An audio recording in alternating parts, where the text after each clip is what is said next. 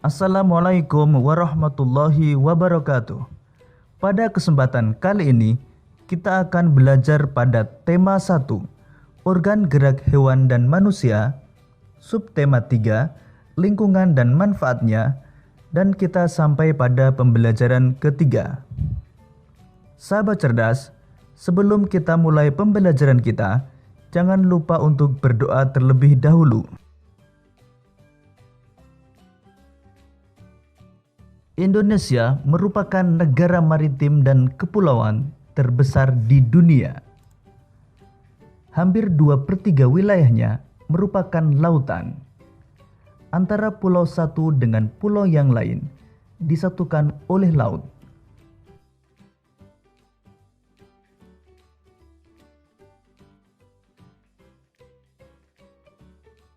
Kondisi geografis Indonesia sebagai negara maritim dan kepulauan menyimpan potensi yang besar dalam berbagai bidang, seperti di bidang ekonomi, sosial, budaya, dan transportasi.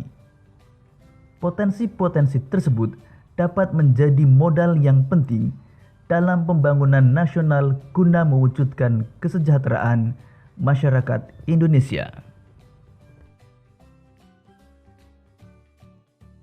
Sahabat cerdas, kondisi geografis Indonesia sebagai negara maritim dan kepulauan memiliki dampak terhadap kehidupan ekonomi dan sosial masyarakat Indonesia.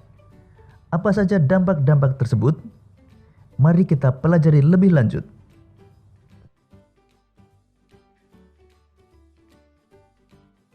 Pengaruh kondisi geografis Indonesia sebagai negara maritim terhadap kehidupan ekonomi masyarakat. Kondisi geografis sebagai negara maritim dan kepulauan membawa banyak keuntungan bagi bangsa Indonesia. Laut Indonesia mengandung keanekaragaman sumber daya alam laut yang sangat potensial, baik hayati maupun non-hayati. Sumber daya alam laut tersebut antara lain ikan, terumbu karang, wisata bahari, sumber energi minyak dan gas bumi, dan transportasi antar pulau. Besarnya potensi sumber daya alam tersebut dapat dimanfaatkan masyarakat untuk menunjang kegiatan ekonominya.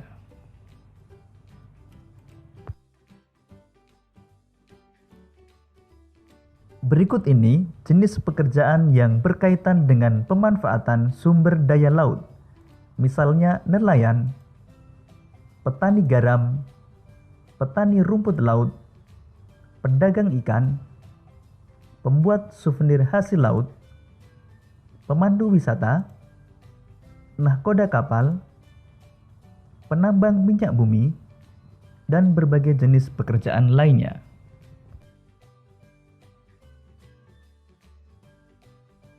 Selain berdampak terhadap kehidupan ekonomi masyarakat Indonesia, kondisi geografis Indonesia sebagai negara maritim dan kepulauan juga berdampak terhadap kehidupan sosial masyarakat Indonesia.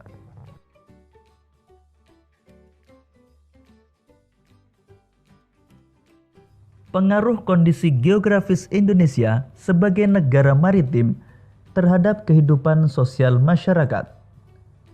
Sebagai negara maritim dan kepulauan yang berada di antara benua Australia dan Asia, membawa pengaruh terhadap kehidupan sosial budaya bangsa Indonesia. Hal ini bisa terjadi karena dengan posisi tersebut menyebabkan Indonesia menjadi jalur perdagangan dunia. Hal ini membuat banyak pedagang dari berbagai negara di seluruh belahan bumi ini akan melewati dan mampir ke Indonesia. Para pedagang yang mampir dan ada sebagian yang menetap di Indonesia turut membawa adat budaya dari negara asalnya. Lambat laun, adat budaya yang dibawa tersebut akan berbaur, bercampur, bahkan melebur dengan adat budaya asli Indonesia.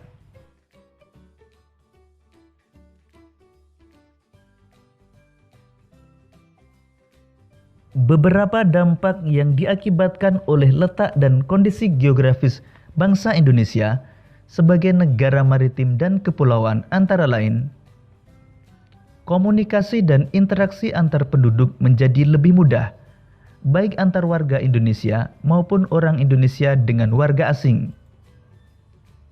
Terjadinya pembauran, pencampuran, atau peleburan nilai-nilai antar pulau dan antar negara.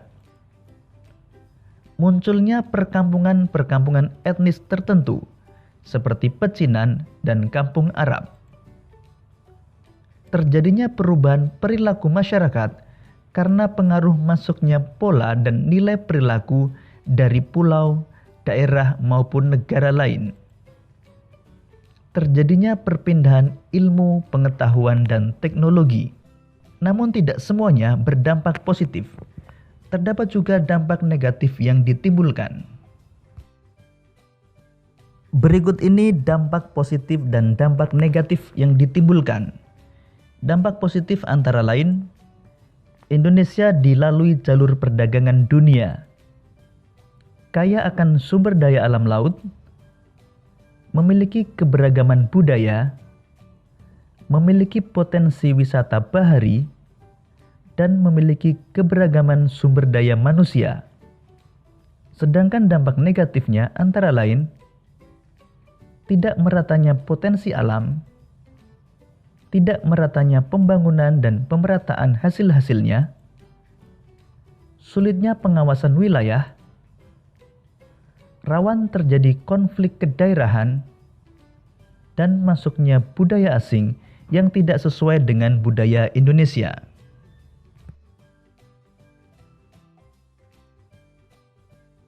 Bangsa Indonesia dikenal sebagai bangsa maritim sejak zaman dahulu, bahkan sempat mencapai kejayaan pada masa kerajaan Sriwijaya dan Majapahit. Untuk lebih mengetahui kejayaan bahari bangsa Indonesia, mari kita baca bacaan berikut ini.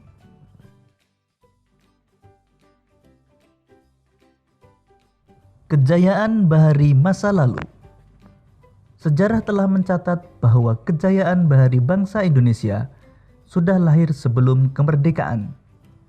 Hal ini dibuktikan dengan adanya temuan-temuan situs prasejarah maupun sejarah. Penemuan situs prasejarah di gua-gua Pulau Muna, Seram, dan Arguni yang dipenuhi oleh lukisan-lukisan perahu layar menggambarkan bahwa nenek moyang bangsa Indonesia merupakan bangsa pelaut. Selain itu, ditemukan kesamaan benda-benda sejarah suku aborigin di Australia dengan benda-benda sejarah yang ditemukan di Pulau Jawa. Penemuan ini menggambarkan bahwa nenek moyang bangsa kita telah melakukan hubungan dengan bangsa lain yang tentunya menggunakan kapal-kapal layar.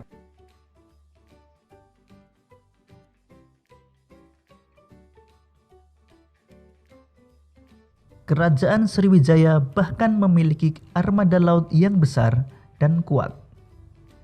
Armada laut Sriwijaya mampu menguasai jalur perdagangan laut dan memungut cukai atas penggunaan laut.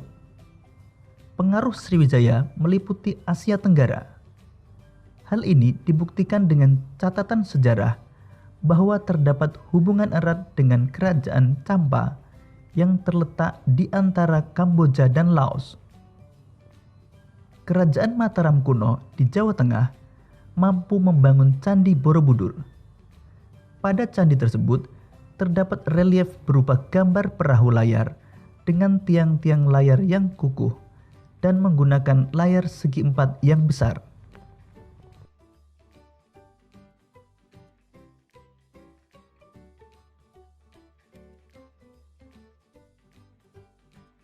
Kerajaan Singosari di bawah kepemimpinan Raja Kertanegara pun juga memiliki armada kapal dagang yang mampu mengadakan hubungan-hubungan dagang lintas laut.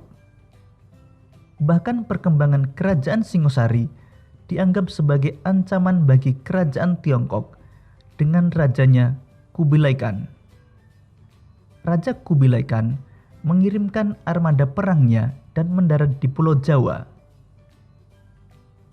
Pada masa itulah, Raden Wijaya mendirikan kerajaan Majapahit Kerajaan Majapahit kemudian berkembang menjadi kerajaan maritim yang besar. Kerajaan Majapahit memiliki pengaruh dan kekuasaan yang luas, meliputi wilayah Nusantara. Dengan kekuatan armada lautnya dan didukung oleh kemampuan perang Patih Gajah Mada, wilayah kerajaan Majapahit kian luas.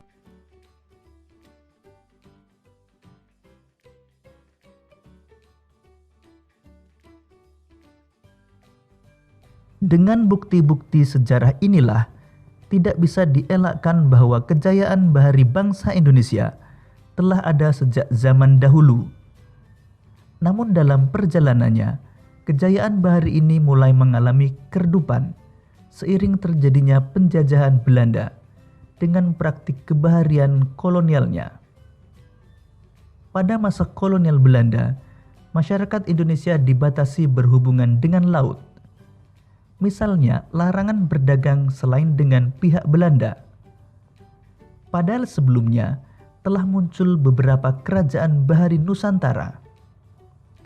Hal ini mengakibatkan budaya bahari Indonesia memasuki masa suramnya.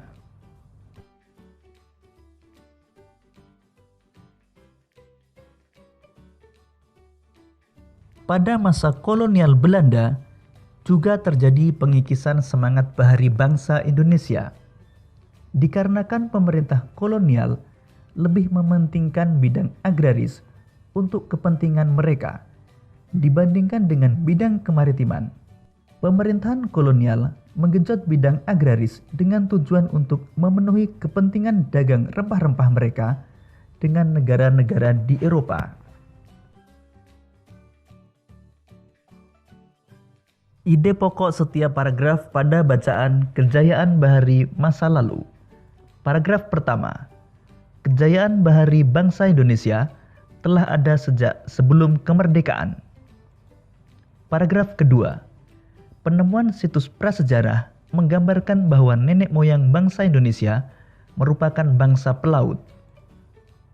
Paragraf ketiga, Kerajaan Sriwijaya memiliki armada laut yang besar dan kuat. Paragraf keempat, Kerajaan Mataram kuno di Jawa Tengah mampu membangun Candi Borobudur. Paragraf kelima, Kerajaan Singosari di bawah kepemimpinan Raja Kertanegara memiliki armada kapal dagang yang mampu mengadakan hubungan dagang lintas laut.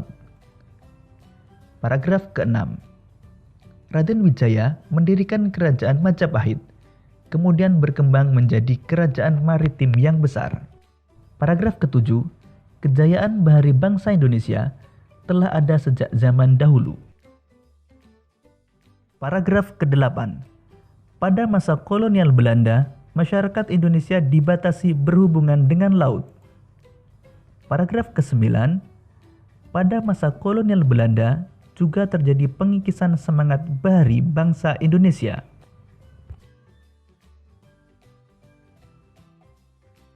Keberagaman yang disebabkan adanya perbedaan antara pulau satu dengan pulau yang lainnya tidaklah menjadi pemecah dan perenggang, namun justru menjadi pemersatu, karena antara yang satu dengan yang lain bisa saling melengkapi. Hal ini sesuai dengan semangat persatuan dan kesatuan, seperti pencerminan nilai-nilai Pancasila, khususnya sila Persatuan Indonesia.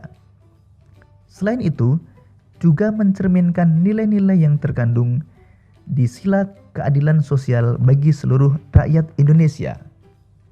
Sahabat cerdas, tahukah kalian meskipun terdiri atas 5 sila, namun Pancasila itu merupakan satu kesatuan yang utuh.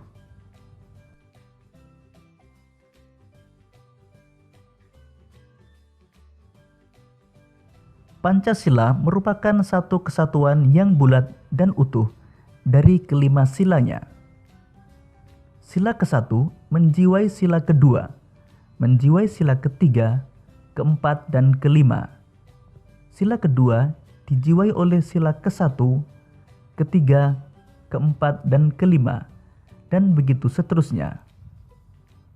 Setiap sila yang membentuk Pancasila juga sebagai satu kesatuan yang mutlak, tidak dapat ditambah dan dikurangi. Oleh karena itu, Pancasila tidak dapat diubah menjadi Trisila atau Ekasila.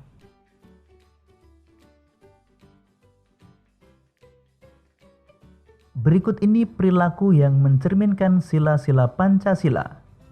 Pertama, pemilihan ketua kelas. Kedua, perayaan hari besar keagamaan. Kemudian gotong royong, musyawarah untuk mufakat, dan menjenguk orang sakit.